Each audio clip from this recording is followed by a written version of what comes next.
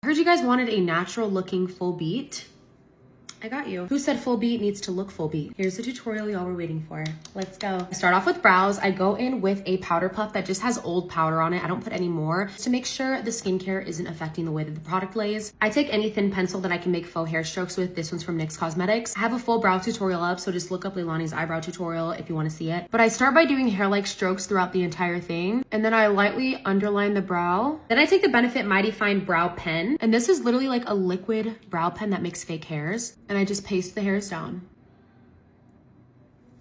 After cutting with concealer before, brows are done. Now for the most important part, the base. Recently been loving the Vitamin Enriched Face Base by Bobbi Brown. It just gives you the best, most smoothest base to start your makeup with. I take a brighter concealer and put on the inner corner. This one's from Too Faced. And then one that's closer to my skin tone and put that on the outer part of the eye. This is from Hourglass. And then the Huda Color Corrector in Peach just to neutralize. I take my D'Alba White Truffle Spray Serum. I spray it straight on my beauty blender, and this is gonna make your under eyes just be so much more seamless, so much more skin-like. And then I just go in with a very light hand. If you go too heavy, it's gonna pick it up. As you can see, that peach is neutralizing, so it looks more like my skin tone than if I were to do without.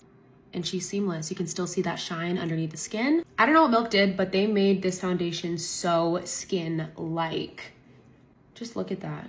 It's unreal, honestly. Adding an actual dot of concealer to my forehead and chin just to brighten. Dominique Cosmetics, love you girl. Your cream contour, absolutely stunning. I'll always support makeup artists who end up making their own brand because we know the best, okay? Just taking some of this on a brush and I'm putting that right on the high points of my cheekbones very lightly because we're going natural. And I really focus it on this area between my brow and my hairline because it really does add depth. And then I'll spread some on my forehead as well. And a little bit right here on my chin. See how that added depth and warmness rather than just having a blank canvas.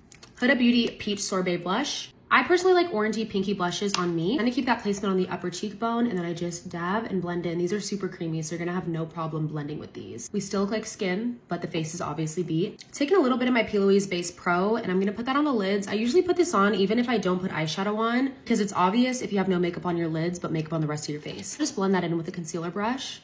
Listen closely, you want a pressed powder. This one from Rare Beauty looks the most skin-like in my opinion. I will use a powder puff till the day she disintegrates in my hand, so I have no shame. I really like this Morphe one because it has a very thin point. You can really get all up in there, and I set under my eyes. This under eye is set, but there's no brightness, it's just set. I set my chin. I basically set my entire T-zone with the powder puff. I use a fluffy brush, and I just lightly tap. I don't dust because it's gonna pick up foundation since it's still not set.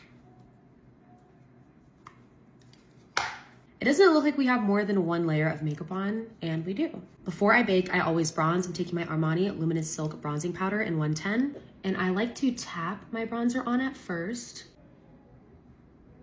and then I flick. I don't ever do that swirling motion that you sometimes see people do because I feel like it makes my makeup more splotchy. Then I'm gonna bronze the nose up a little bit. Of course, this is an option, but I feel like it just, I always start from the middle of my brow and just connect straight down, and I blend inwards. Now I go in with my loose powder. This is a Huda Beauty Cherry Blossom Loose Powder, and I will follow that line of where I did the contour, and the rest will just flow out this way. And I'll press that into my forehead and chin as well. Time to dust the bake off. I press it in and then wipe. Same thing with under the eyes. Press in and then flick. Armani Luminous Silk Blush in 51. Lightly adding that on top of the other blush we had. This Chanel highlighter palette is my absolute favorite for natural looking highlighter. It's not glittery, it just looks like skin shining through. It's so beautiful. On the nose as well. Charlotte Tilbury, we are struggling right now. Still works. Lancome Hypnose Drama Mascara, I love her. 1 coat, 2 coats, 3.